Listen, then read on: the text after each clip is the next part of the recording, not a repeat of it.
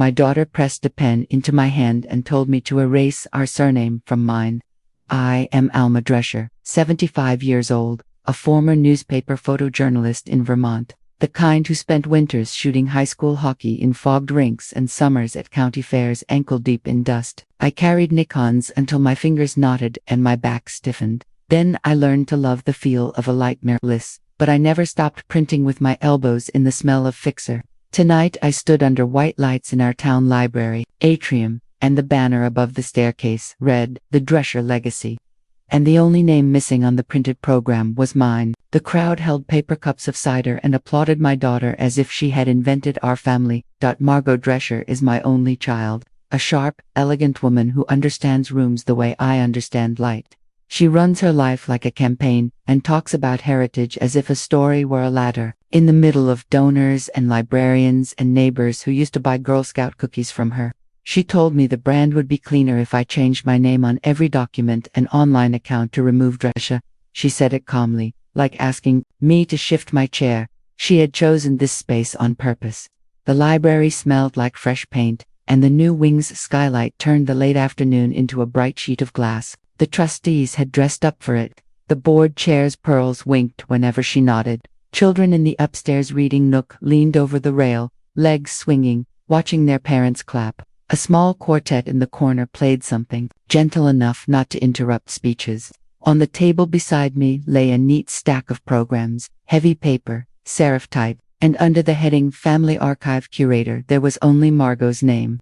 Under collection advisors there were 3 scholars, and a museum intern we once babysat. Where my name should have sat as photographer, the line simply said, Archival Materials, Source, Private Collection. When I didn't move, Margot explained that the donors needed clarity. If the project was called the Drescher Legacy, the legal use of the surname had to be consolidated. She used words like stewardship and continuity. She said the family name was a vessel we all shared and that she had to steer it. She slid the form closer. It was titled, Name Rights Assignment and Consent to Anonymous, and the last line had a box for me to check, attesting that I would refrain from signing, publishing, or exhibiting any work under the name Drescher. The crowd didn't hear this part. They heard her opening remarks about honoring the past and lifting the community's story. They watched as she lifted a large framed photograph from an easel and explained how the image turned grief into memory. I recognized the print before she said a word. It was the flood on Depot Street, the summer when the river chewed up the bridge and I shot from the back of a pickup. Rain in my eyes, shutter speed dragging the water into streaks like hair. I had burned my thumb on the enlarger trying to meet deadline. Now the caption plate at the bottom read Depot Street, Aftermath, c. 1990. Photographer, unknown. A woman from my church touched my elbow and whispered that the picture gave her chills. I nodded and folded the consent form. The paper made a sound like a hinge dot. In the first minutes I did the things old hands do to stay steady. I studied the ceiling trusses and saw how the light fell along them in bands. I noted the color temperature of the LEDs and how they flattened skin tones. I kept my mouth closed. When I open my mouth too quickly, the voice that comes out belongs to my younger self. The one who argues with editors and forgets to breathe. Margot moved down the stairs with the practiced gait of someone returning to a stage. Her smile, the same smile from prom photos and book club snapshots. The smile she uses to shepherd attention. She introduced me to people as her mother, Alma, retired, rested in the air, final and tidy. People I'd photographed for their engagement announcements thanked me for coming. One man told me his father had my picture of the barn collapse over his kitchen table, framed. He said it had become part of their family's story, the way a scar becomes the story of a fall. I watched him shake Margot's hand and pledge a check. I kept track of my hands. It's strange what you watch when you are trying not to lose yourself. My hands looked like my mother's hands, narrow and roped with veins. And the blue marker ink from labeling film sleeves years ago still seemed to live in the nail beds. I put my right thumb over the sliver scar near the knuckle, the one from a shattered filter ring, and I counted the beats of the string bass. A librarian introduced the town's historian. A councilwoman spoke about legacy and the importance of narrative ownership. The words sounded correct and empty.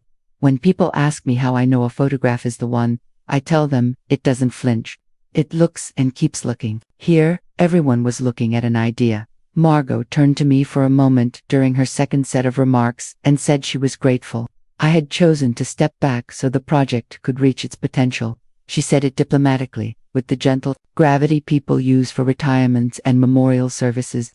Heads around the room turned, some to offer me tender smiles, some to measure my expression, most to check the weather of the moment. The form in my hand grew warm. I tried to place it, the first time she understood the power of a surname. It was the year I got the newspaper job, the year she started middle school, and a secretary put her on the phone to ask if she was the Drescher from the paper. She came home floating with it, a recognition so pure it lit her face. I let her carry one of my cameras around the kitchen, and she photographed the dog's nose, her own cereal bowl, a constellation of magnets on the fridge. She learned, quickly, that recognition is a kind of currency. Later she learned it is also leverage. When the applause died down, Margot made her way toward me.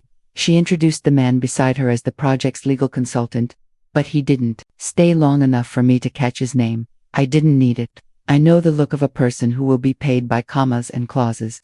Margot reminded me that she had explained all of this at brunch 3 weeks ago. I remembered the pancakes, untouched, on my plate and the way she called the name a mark.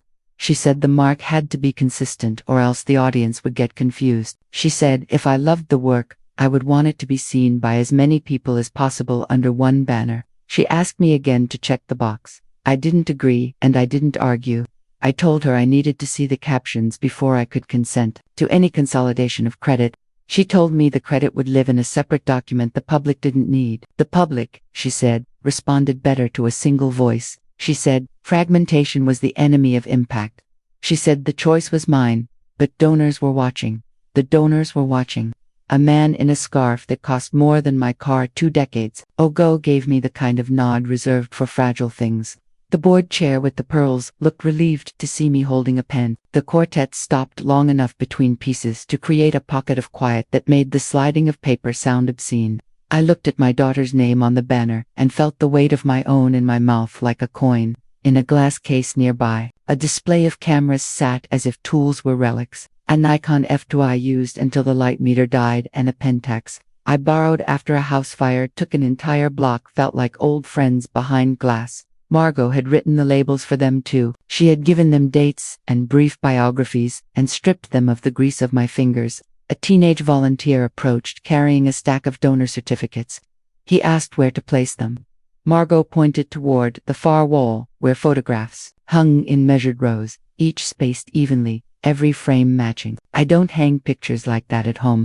I cluster them for conversation. Here, the grid made everything orderly enough to forget that people inside the frames had cried, bled, kissed, and held their breath for me. A neighbor edged up to say she was sorry about the misunderstanding with the credits, then added that this was how things were done now, with teams and brands and campaigns. She said a family name could become a platform. I thought of my father, who wore his surname like a plain shirt, clean and useful, and would have laughed to hear it called a platform.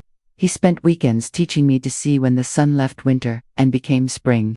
We would stand in the yard, and he would ask what the shadows told me.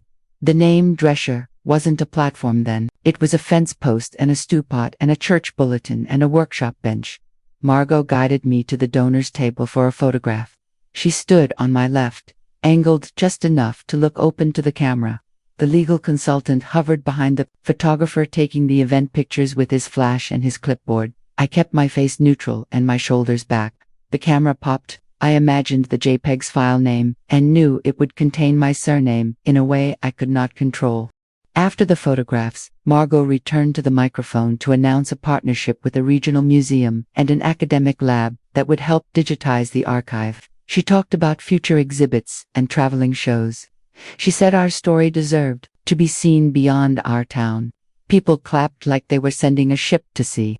I looked at the consent form again. My pen made a tiny dot of ink on the last page where my hand had pressed too hard without moving. I didn't know then how fast people could rewrite a person with words and pictures. I have rewritten strangers in a dark room by dodging and burning, brightening a widow's eye or making a storm bruise deeper. But that work lived inside the edges of honesty.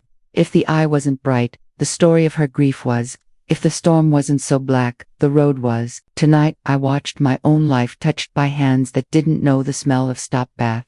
I folded the form, slid it into my bag, and went upstairs. In the children's section, a puppet theater still sat from a Saturday program. I stood behind it for a moment and looked through the small curtained window out at adults sipping cider. I had photographed so many rooms from odd angles that my eye automatically found the vantage points where people reveal more than they intend.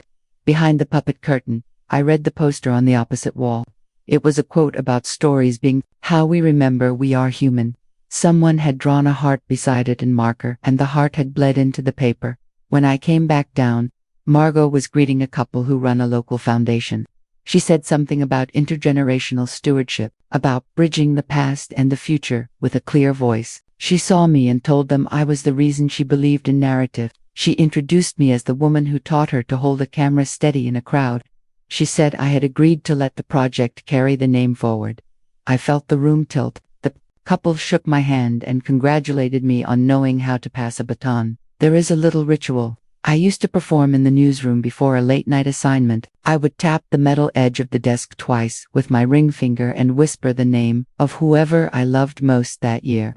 It was a superstition, not a prayer. Tonight I didn't tap anything. I said my own name under my breath like a test. Alma Drescher. It sat in my mouth the same way it sat on the backs of old prints in my basement, in pencil, neat, ready to be trusted.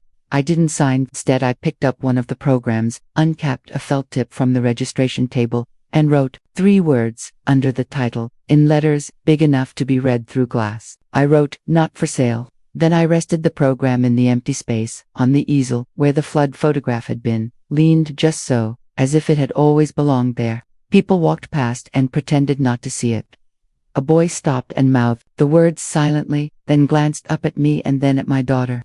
He didn't say anything. Children know when a thing is wrong, even if they have never taken a philosophy class. On my way out, the librarian who runs the genealogy room asked if I was all right. I told her I was headed home to check on a box of negatives that didn't like damp air. She laughed and said I was the same as always. On the steps outside, the night bit my cheeks. The light from the atrium poured onto the brick walkway like a spill. Through the glass, I watched my daughter stand in a ring of admirers and understood that she had already made arrangements in her mind about what my name could and could not do. At home, I clicked on the basement light and breathed in the familiar sting of old chemicals. The enamel trays sat stacked, stained. On a shelf lay the metal stamp I used to mark the margins of my contact sheets, a Drescher, with the dot worn smooth from years of pressure. I ran my finger over it until the pad stung. I pulled a tin of negatives from the far end of the shelf, the tin with the taped label I never showed anyone. Inside, the sleeves were in order by year and subject. On top, the first strip I ever shot of Margot, 6 frames of a child on a porch step squinting into white August light, one hand gripping the sleeve of my shirt. In the margin I had written her name and mine, both spelled carefully, both honest as breath. Upstairs on the kitchen table I spread out the empty program and the folded consent form. The clock on the stove ticked louder than clocks are permitted to tick. I opened my laptop and typed my surname into the search bar out of habit, curious which page of links my own work would now occupy. A website called drescherlegacy.something sat at the top, slick and neat, claiming to be the official story. Below it, a small blog I had once kept lingered like a forgotten storefront. I typed my name again, then the word trademark, then something else. I am not a lawyer, and I am not young, but I know what it means to keep a name steady in a storm. The screen lit my hands and made a thin glare across the refrigerator's metal door, and in that cold reflection my mouth looked set, like my mother's before a hard winter. I didn't sleep. Morning would bring the polite emails and the revised forms. Morning would bring old friends calling to say the exhibit was beautiful. Morning would bring my daughter's voice on the phone asking if we could make this easy. The night brought only the small sounds of a house choosing a temperature. I sat with my name written in pencil on the backs of 1,000 images and thought about what a name makes of a life and what a life makes of a name. I have never been a person who looks away when a thing is happening. I reached for the stamp, again, felt its weight, and set it down beside the consent form. Then I placed my palm on the table and held it there so I could feel the thrum in the wood, slow and stubborn, like a heartbeat that refuses to be edited out. The morning after the library event, my inbox held a message from Margot with the subject line, digitization kickoff. She wrote that Ethan would be leading the process at their house, that it was vital for preservation, and that I should bring my journals and any negatives I wanted included. She ended with, "This way, your work will live forever." The word forever sat on the screen like a stone. When I arrived, Ethan Cole opened the door with the brisk politeness of a man who has already calculated the value of the next hour. Ethan is my son-in-law, a man with a background in law and technology. The sort who talks about privacy one moment and investment opportunities the next. His shirts are always the same shade of pale, and his eyes flick like a scanner across a page. He ushered me into the living room, where cables trailed like vines across the rug and two flat screens glowed with open software. On one table stood a small black scanner, already humming. Beside it lay my oldest notebooks, the ones with coffee stains and bent spines, stacked in careful order. I hadn't given them to him. Margot must have taken them when I wasn't looking. Ethan tapped the scanner lid and said, "This is just the start. Once it's all digital, the archive can be indexed, searched, replicated. No more risk of mildew or fire. Think of it as insurance." I said insurance required honesty, and he smiled without answering. He pressed a button, and the machine swallowed the first page.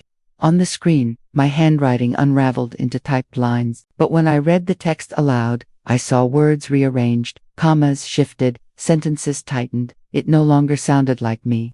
Ethan explained that an optimization layer improved readability. He said audiences responded better when prose was clear. I told him memory was not an audience. He shrugged. Margot came in carrying coffee. She kissed Ethan's cheek and said, "Isn't it amazing? Mom's voice will finally reach more people." She turned to me, eyes bright.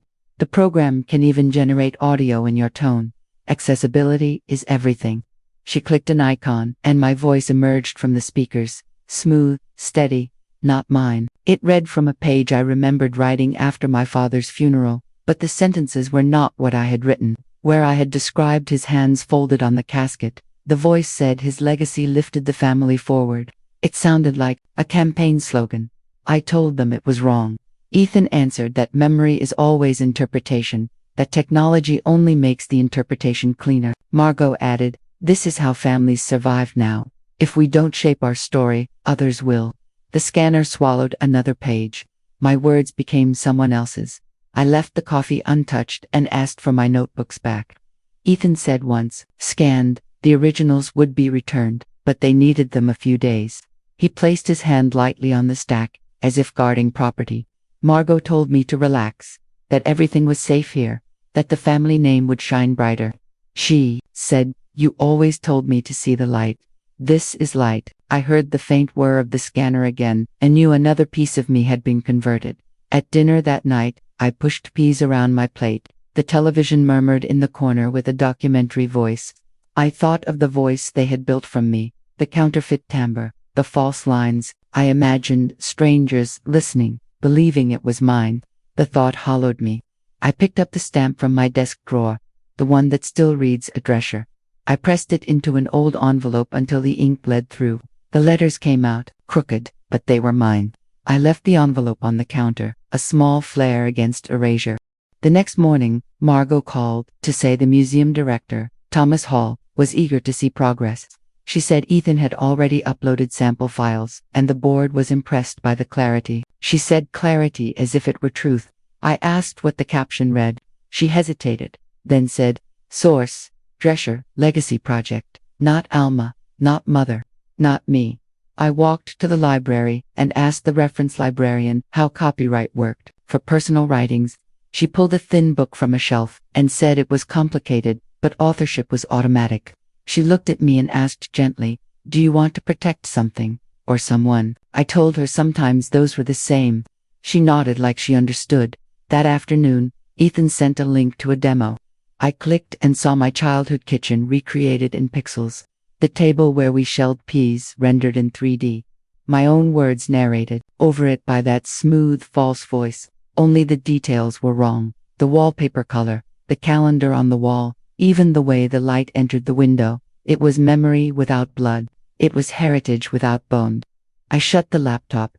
For the first time, I felt the walls of my own house lean in. The negatives in the basement hummed with their silence. I carried one box upstairs and set it on the kitchen table. Inside lay strips of my daughter at 6 years old, gap-toothed flour on her cheeks from baking. I held the film to the light. The images wavered but stayed true. They were proof no algorithm could alter. I whispered, "Still mine." It was not prayer. It was declaration. That night, I called Margot. I said the project could go forward if the work was credited properly. She told me I was being selfish, that people needed a story larger than one person. She said, "You should be proud to disappear into legacy." I said, "Legacy without truth is fraught." She hung up. The dial tone buzzed like static. I sat with it a long time. The following Sunday after church, Pastor Williams found me standing alone by the bulletin board. He asked how I was. I said my family wanted me to erase myself for the sake of narrative. He looked at me steady and said, "A story without truth is noise, and a family without gratitude is a wound." His words settled in me like stone in water. He squeezed my hand and left me with silence. That was the first moment I understood this was not about memory. It was about survival. The days after blurred with messages from Margot about deadlines and opportunities. Ethan sent contracts with cheerful notes about future royalties. I didn't sign. I spent my hours cataloging negatives by hand, writing my name on the envelopes in bold ink. One night I laid them across the floor in rows, a life spread like a map. I took a photo of the map with my phone and sent it to Margot with 3 words, "Not for sale." She didn't answer. But the next morning, a new website went live. The front page carried my daughter's photograph, smiling, and the header read, "The official Drescher legacy." Below it, my words rephrased, my images stripped of credit, and there, halfway down, a tagline, "From tragedy to triumph, guided by vision." My stomach tightened. That line had never left my lips. I closed the laptop, reached for the stamp, again, and pressed it into the last page of my notebook, so hard the paper nearly tore. The ink bled, but the letters held. I whispered, "Still mine," and the house seemed to hear me. The 3rd week of the project arrived with a letter in my mailbox. It bore the seal of the town's historical society and invited me to an evening preview of a traveling exhibit, hosted in collaboration with the Drescher Legacy team. The letter congratulated me for inspiring my daughter's vision. It read as though I had already died. My name appeared in past tense. Her life's work inspired this archive. I held the envelope until my hands tingled. I walked into the gallery hall that night. Lights warm against brick walls, rows of photographs lined the space. Some were mine, but the captions told a different story. The nameplate read "Collection courtesy of the Drescher Legacy," with no mention of me. I paused at an image of a factory fire I'd covered in the 70s, the one where my camera melted on the strap but I kept shooting. Now the photo stood under the title, "Resilience in Vermont Industry," credited only to Drescher Legacy. A man nearby murmured about how touching it was that Margot had safeguarded family artifacts. I swallowed his words like ash. As I turned to leave, a familiar voice called my name. Michael stood near the entrance, my younger brother, shoulders slightly stooped, hair gone to silver. We had not spoken in years. We drifted apart after arguments over our parents' house, a dispute about selling versus keeping. He had left town, bitter. Now he held a folded program in one hand, eyes sharp. "She came to me, you know," he said without preamble. "Margot, months ago, asking for Dad's diaries. Said it was for preservation." His mouth tightened. "She promised to honor his words." Then I saw the online exhibit. His voice twisted into something it never was. We stood between photographs of flood survivors and town parades. I asked what she had taken. Michael pulled a slip of paper from his pocket. She copied entire passages, claimed he wrote about her as the torchbearer of the family. "You remember our father. He never wrote like that." His hand trembled as he offered me the paper. The excerpt read, "Margot carries the flame of our name into the future." I remembered the actual diary lines. Our father describing frostbite from splitting wood, his pride in keeping the fire alive through storms. No mention of flames carried forward, just work and grit. She had bent his memory into a slogan. "Michael," said he confronted her. She told him families must simplify their stories, that audiences need clarity. She asked me to keep quiet, said dissent would confuse people. He shook his head. "Our father deserved truth, not branding. He studied me. And so do you." I felt the floor tilt under my shoes. The gallery hummed with conversation. people sipping wine and praising the visionary preservation. Margot circulated, in a blue dress, radiant, Ethan close behind, speaking smoothly about digitization, legal protections, international partnerships. His words wove nets around anyone listening. I saw donors nod, eager. No one noticed the living photographer standing at the edges of her own images. Michael touched my arm. She's erasing you too. It's not just that. She wants the name, but not the people inside it. He leaned close. I think she's preparing documents that say you've transferred everything. I saw drafts. His voice cracked. She used my trust to get the diaries. Don't let her use yours. I left the exhibit early, the night air cold against my face. At home, I opened my filing cabinet where my negatives slept.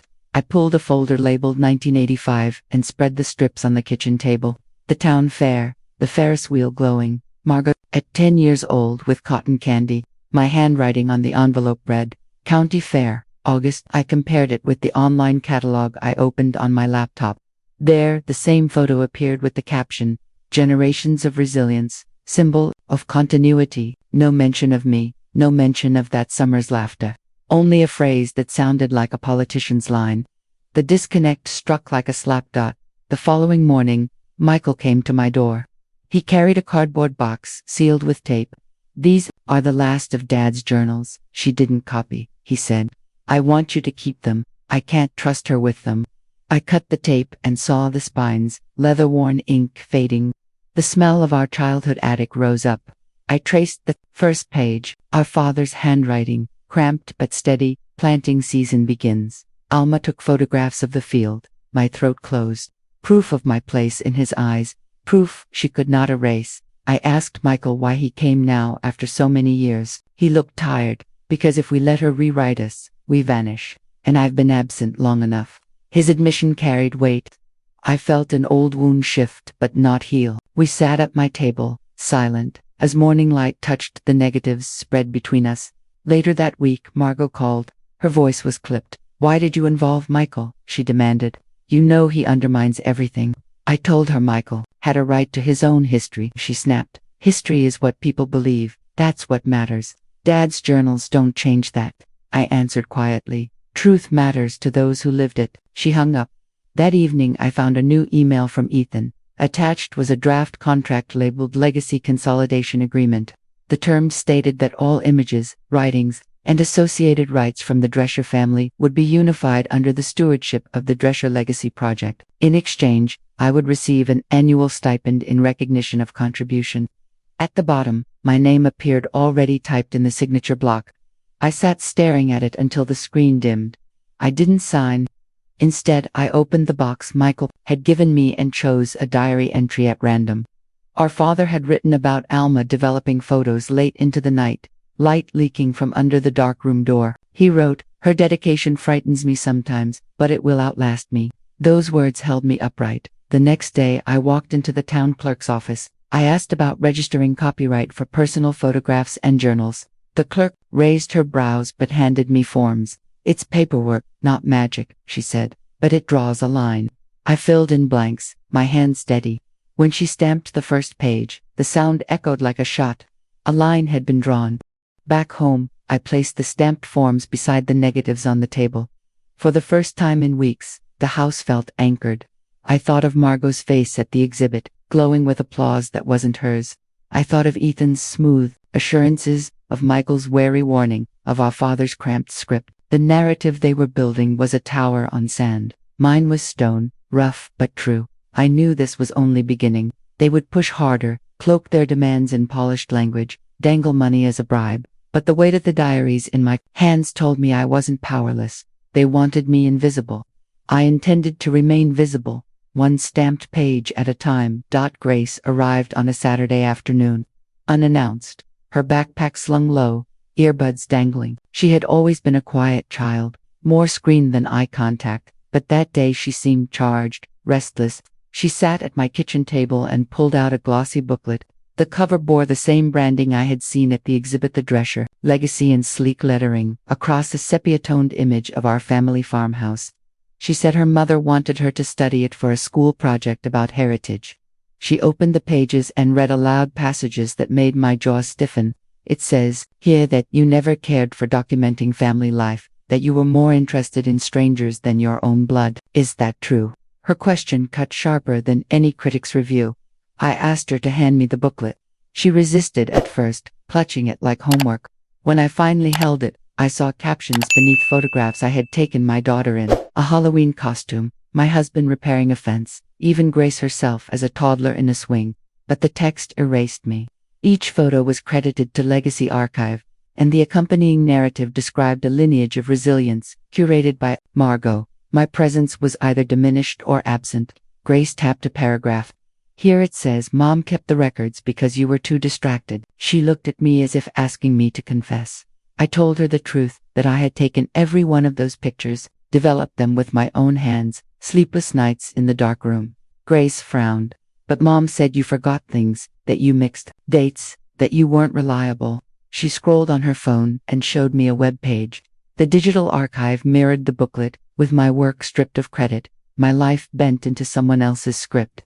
Seeing my granddaughter accept those lies like facts was a wound deeper than any editorial cut. She asked why it mattered. Isn't it enough that the family is remembered? I answered that memory without truth is not memory but myth. Grace's shoulders stiffened, and she muttered that maybe myths last longer. I realized then how far the falsehood had spread. It wasn't just Margot and Ethan, it was seeping into the next generation.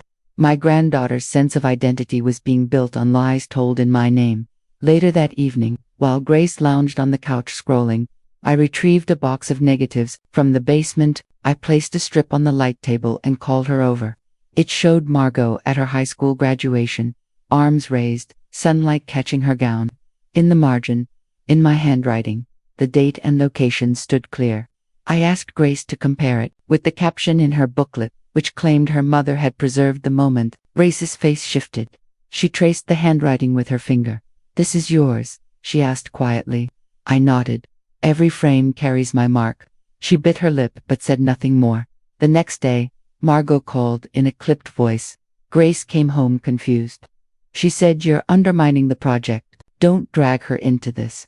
I replied that I hadn't dragged anyone. Grace had come to me. Margot snapped. "She needs a clean story, not your bitterness. If you love her, you'll stop." I hung up before anger could spill. Silence thickened. In the room, Grace sat across from me, guilt in her eyes, torn between loyalty and doubt. She whispered, "I don't know what to believe." That night I lay awake thinking of how lies take root. They start as convenience, then become comfort, then harden into monuments. My daughter was chiseling monuments out of air, and Grace was walking among them as if they were stone. I rose and opened my filing cabinet. Each envelope of negatives bore my name, a small fortress of truth. I spread them across the table, hundreds of faces and places staring back. I imagined them shouting, "We existed, we mattered, we are not for sale." In the morning, I drove Grace to school. On the way, she asked, "If you prove it's all yours, will Mom be in trouble?" I said the truth sometimes hurts, but lies hurt longer. She nodded, though her eyes stayed fixed on the passing houses. Before she left the car, she whispered, "I saw files on Dad's computer. He's selling digital versions of the photos. They don't even say your name." She looked frightened after speaking, as if betraying a secret. Then she hurried out, backpack bouncing. I sat there long after the bell rang, her words echoing. Ethan wasn't just digitizing, he was selling, turning my work into merchandise, stripping me of credit, declaring me obsolete. And my granddaughter, caught between worlds, was the unwilling witness. The betrayal deepened. My bloodline was learning me not as I lived, but as a distorted echo. That evening, I powered on my laptop and searched the internet.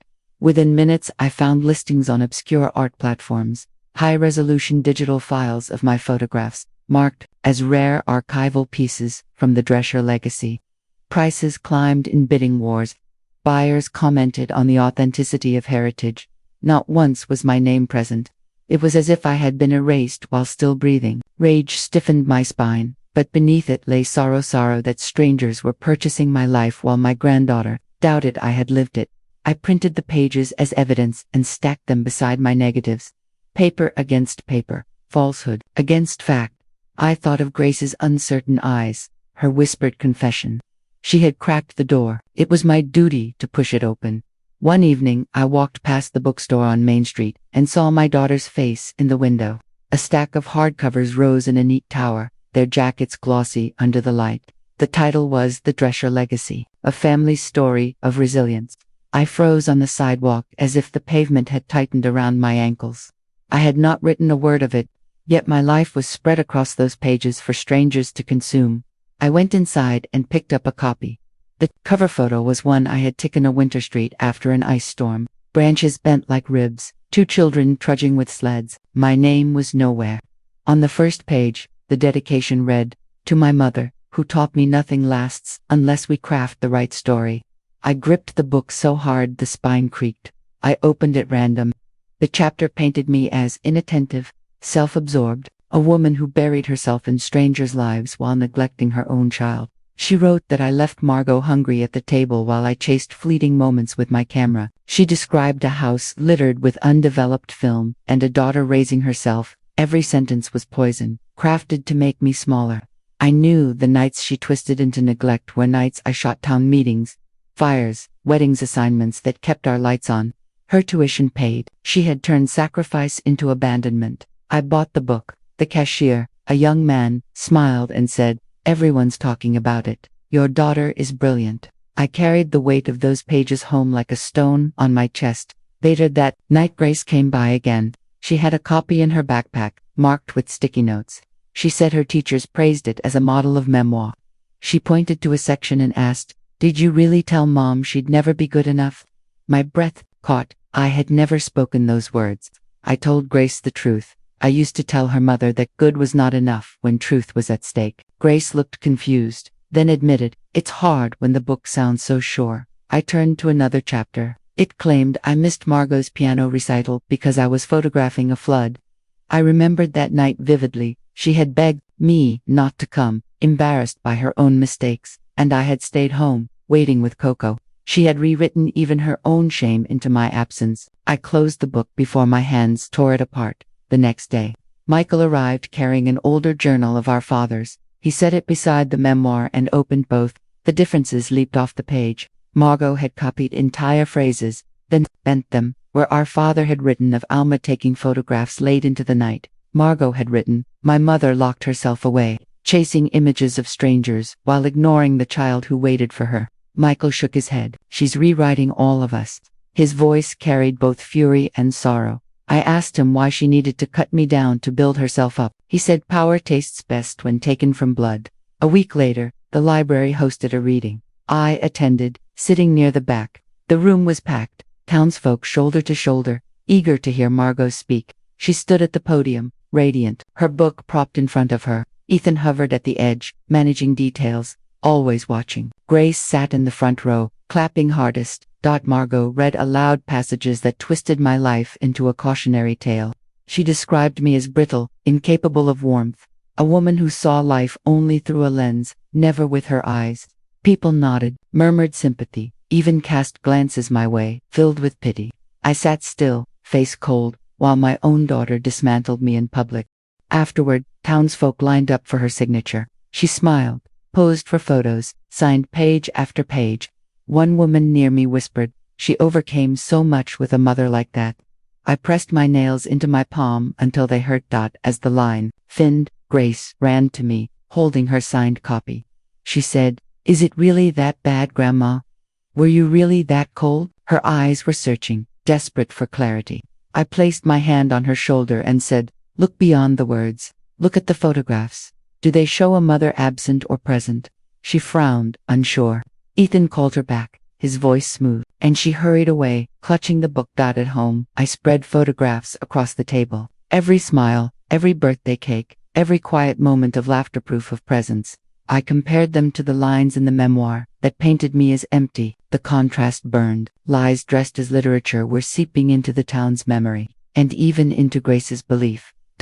Days later, a package arrived, a promotional flyer for the book's regional tour. It listed appearances, interviews, and exhibitions. At the bottom, it read, "Archival materials curated by the Drescher Legacy Project." No mention of the one who had created them. My hands shook as I realized my erasure was nearly complete.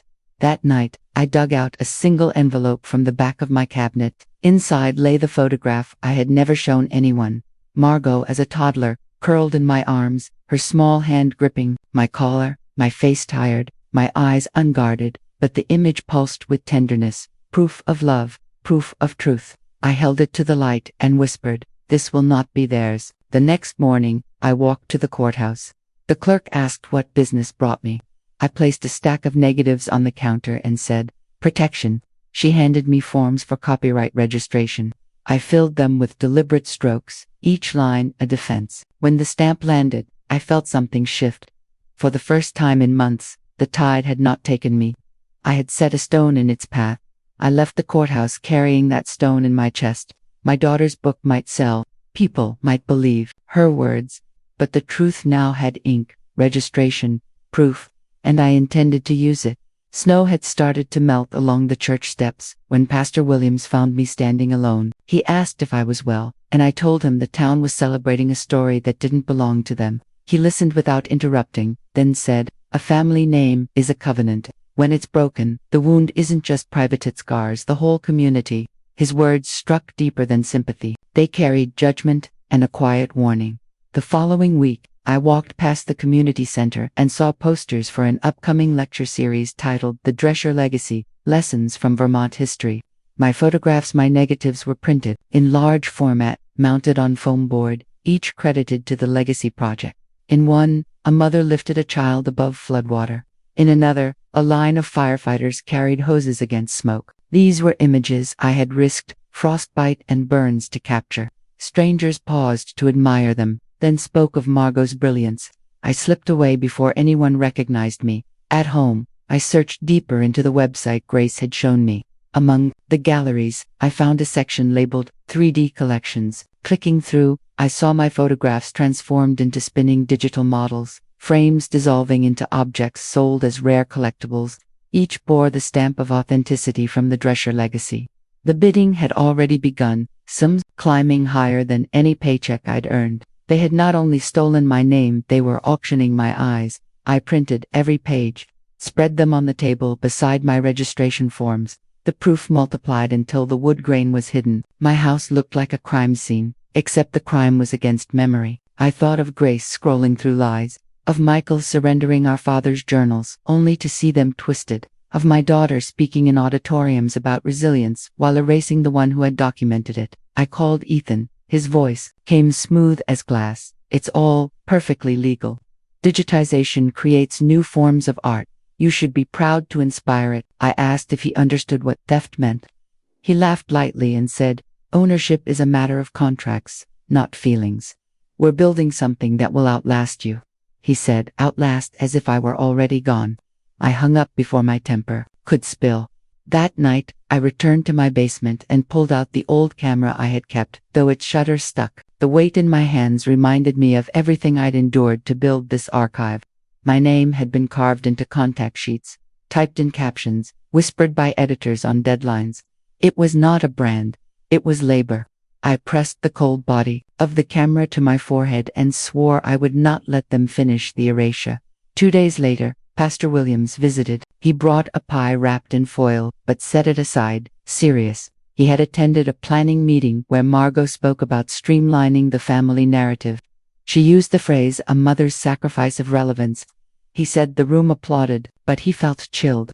"She is praising herself by burying you alive," he told me. "You must answer." I asked him how. He said, "Truth doesn't shout, but it can stand unshaken. Protect what only you can prove," he said. Then he placed his hand on the table, covering the scattered printouts. "The town has seen your eye. Don't let them forget whose it was." After he left, I pulled out a file marked Trademark application, something I had downloaded weeks before but not finished. My fingers trembled as I filled in the boxes. Name, Alma Drescher. Mark, Drescher. Category, authorship, photography, written works. The form felt heavy with finality. When I pressed submit, the confirmation number glowed back at me like a lifeline. For the first time in months, I felt not only reactive but deliberate. That evening, Grace came by again. She looked pale, uncertain. She confessed she had overheard Ethan on the phone telling investors that the matriarch is irrelevant, legally neutralized. Her voice cracked when she asked, "Are you really irrelevant?" I showed her the stamped copyrights and the trademark filing. I told her a name is not irrelevant when it has been carved through years of work. She stared at the documents as if they were artifacts. "So, you're fighting back," she whispered. I said, "No. I'm standing up." She stayed longer than usual that night, leafing through envelopes of negatives. She held one against the lamplight. "Margot at 12, balancing on a bike, hair flying," and said softly, "Why would she pretend you weren't there?" I had no answer except the silence that comes when betrayal is too close to name. The next morning, flyers went up around town announcing the legacy lecture. I tore one down and kept it, the edges curled in my pocket as I walked to the post office to mail my packet of evidence to the copyright office. The clerk weighed the envelope, stamped it, and slid it into a bin. That sound, the envelope dropping into metal, was louder than applause. On Sunday, the church filled with talk of Margot's success. Pastor Williams looked at me across the pews, his gaze steady, as if reminding me of my covenant. I left before the last hymn ended. Outside, snowmelt ran down the gutters. The sky was sharp and blue, unflinching. Home. I set up my light table and began photographing the negatives digitally, not for sale, not for display, but for record. Each image I scanned bore my name in the metadata, a quiet watermark against theft. I worked until my hands cramped, then placed the files in a folder named Truth. That night, as I shut down the computer, my phone buzzed with a message from Ethan. "Congratulations on becoming history. The future is ours." I stared at the screen, then typed back only 2 words, "Not yours." The house was silent except for the creak of old wood. I laid the camera on the table beside the trademark confirmation. My name had been declared disposable by my own child, but I had carved it into law. And that was only the beginning. I learned about the museum partnership not from my daughter, but from a flyer taped to the bulletin board at the post office. The Drescher Legacy Exhibit, a century of resilience, presented in collaboration with the Vermont Regional Museum. The opening night was printed in bold at the bottom. My hands trembled as I tore the flyer down. That evening, I opened the museum's website. A press release announced a major acquisition. The Drescher Legacy Archive, curated by Margot Drescher, recognized as the sole custodian of her family's visual history. My name was absent. The director's name, however, was printed in italics at the bottom. Thomas Hall. I had photographed him years ago when he was a young curator cataloging barn tools, shy and meticulous. Now he was a gatekeeper of memory, deciding what counted as history. On the night of the private preview, I didn't RSVP. I walked past the ticket desk, ignoring the raised brows, and into the main hall. The space was dim, spotlights catching prints mounted in sleek frames. My photographs loomed larger than they ever had before, yet my signature was gone from each one. Plaques credited the Drescher Legacy Project. Guests murmured approval, wine glasses in hand. My daughter moved gracefully among them, Ethan at her side, his hand brushing her elbow when she paused too long. I stopped at a wall of flood images, residents hauling soaked furniture, a child wrapped in a Red Cross blanket. I remembered the stench of river mud, the numbness in my fingers. Now the captions spoke of generational perseverance and heritage through hardship. I wasn't mentioned. Not once. Then I saw something worse. A small digital kiosk allowed visitors to swipe through interactive displays.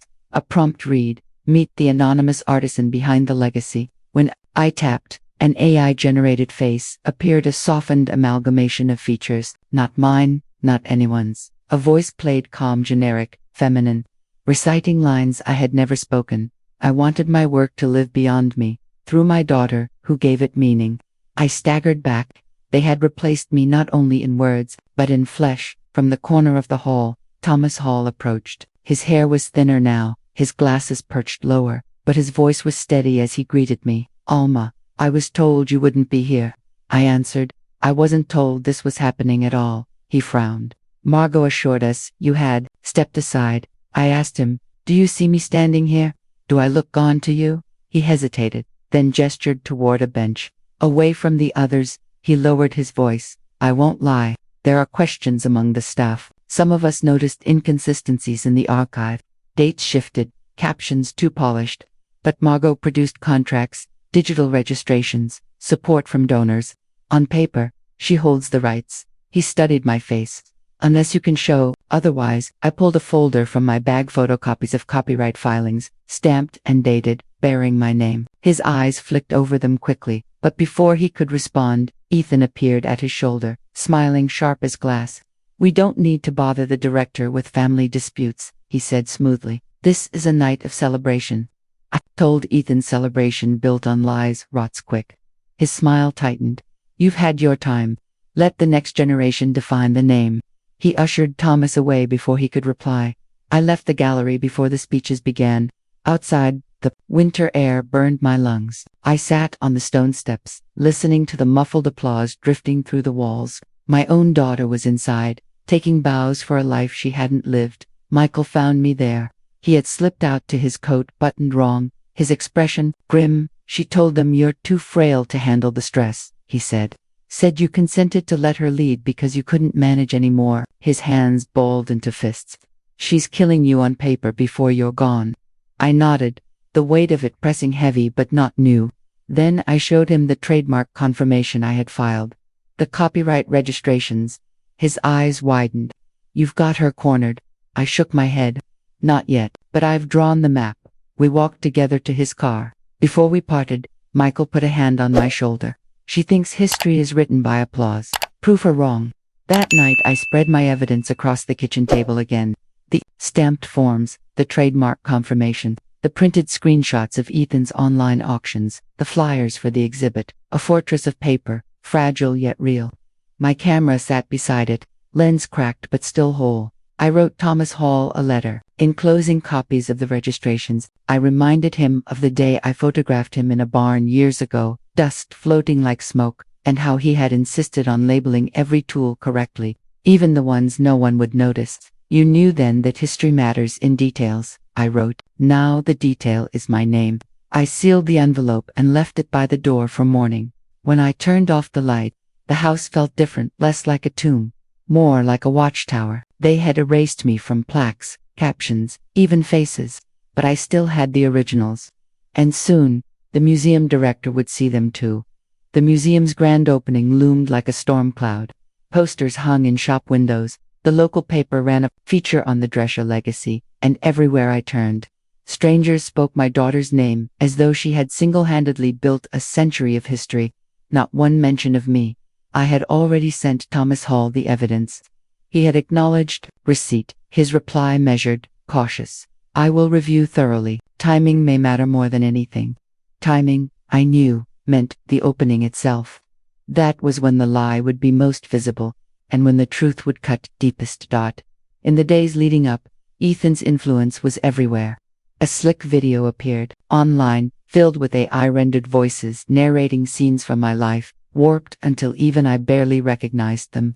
The captions credited an unnamed ancestor who had entrusted Margot with the family's narrative. That phrase in ancestor stung more than if they had written me out entirely. They had reduced me to a ghost. I prepared my counter not with fury, but with care. I gathered the registered copyrights, the trademark confirmation, the letters, the printouts of auctions. I placed them in a plain leather folder. Alongside it, I carried a small envelope, light yet heavy with meaning. A single photograph, the one I had guarded all these years. My daughter, barely 2, curled in my arms, her hand knotted into my collar as if holding on for life. I had never shown it to anyone. It was not part of the archive, not part of the branding. It was truth stripped of performance. On the night of the opening, the museum hall was crowded, the air humming with moneyed chatter. Donors in tailored coats shook hands with trustees. Ethan lingered at the edges, his eyes scanning like a guard dog's. Grace stood near him, shoulders tense, her gaze flicking between me and her parents. She did not approach, but she didn't turn away either. That small shift mattered. Margot mounted the stage in a sleek dress, her voice ringing through the microphone. She spoke of lineage, resilience, how families endure by shaping their stories. She gestured at the walls, lined with my work, each piece stripped of my name. Applause rose like thunder. Cameras flashed. I stepped forward when the lights dimmed for the ceremonial unveiling of a plaque. Thomas Hall held the covering cloth, smiling for the crowd. Margot extended her hand to him, but before he could lift it, I spoke. My voice was not amplified, but the room hushed. "I am Alma Drescher," I said. These are my photographs. These are my words. And this is my name. Gasps rippled. Ethan moved quickly toward me, but Thomas Hall raised a hand, stopping him. He turned to the crowd. Mrs. Drescher has brought documentation, he said evenly. He gestured, and I stepped onto the platform. My hands did not shake as I opened the folder and laid out the stamped registrations on the podium. Murmurs swelled. Margot's smile faltered, then froze into something brittle. She tried to laugh, saying families often contributed together, that her mother was confused, but the documents spoke louder than her rehearsed grace. Then I opened the small envelope and held up the photograph of her as a child in my arms. This, I said, was never for sale. Not then, not now. You can digitize my negatives, you can twist my words, but you cannot rewrite this. The room stilled. Grace's eyes filled, her lips parted. She took a step closer, as if the image bridged something inside her. Margot's face hardened, but the crowd had shifted. The donors whispered, unsettled. They had come to fund a legacy, not a lie. Thomas Hall cleared his throat. Given the circumstances, the museum will review all attributions before proceeding further. His words landed like stones in water. The applause that followed was hesitant, uncertain, no longer for Margot alone. Ethan tried to reclaim the stage with smooth explanations, but the energy had turned. People glanced at me, then at the photograph still raised in my hand. A living mother, holding a daughter, undeniable. I stepped down, folder in one arm, envelope in the other. Grace brushed past her father and caught my sleeve. She whispered only one word, Grandma. Not a question, not a doubt. A recognition. I walked out into the night air. The chill cut sharp, but I felt steady. Inside, the story was unraveling. Outside, the truth had begun to breathe. The morning after the unveiling, the museum's phone lines were flooded. Some donors wanted their names withdrawn, embarrassed they had been sold a performance instead of truth.